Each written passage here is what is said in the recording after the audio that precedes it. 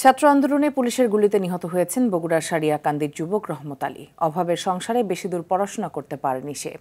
অকালে ছেলেকে হারিয়ে পাগল প্রায় মা। উপার্জনক্ষম রহমতকে হারিয়ে মানবেতর জীবনযাপন করছে পরিবার।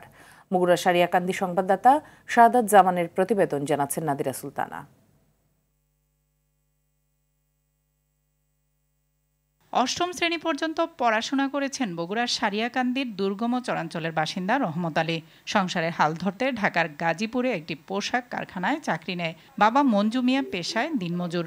রহমতের বড় ভাই আব্দুস সুবান শারীরিক প্রতিবন্ধী। ছোট ভাই আলামিনকে কাছে রেখে পড়াশোনা করাতো রহমত। নদী ভাঙনে ভিটেমাটি হারিয়ে অন্যত্র আশ্রয় নিয়েছে তার পরিবার। নিজের খরচ মিটিয়ে বাকি টাকা বাড়িতে পাঠাতো।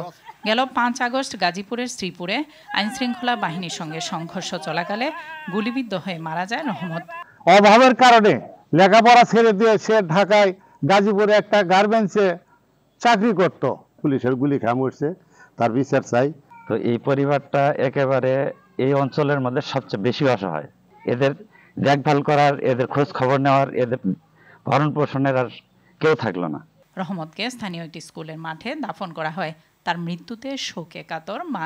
আমার ছেলেকে মানুষে গুলি করে মেরে ফেলে দিল বাবা। আমার নিদার পাবেন নাই, কিছু নাই বাবা। যে আমার নাতির হত্যা হয়েছে, এই হত্যার বিচার দাবি চাই। রহমতের পরিবারকে আর্থিক সহায়তা দেওয়ার আশ্বাস দিয়েছে প্রশাসন।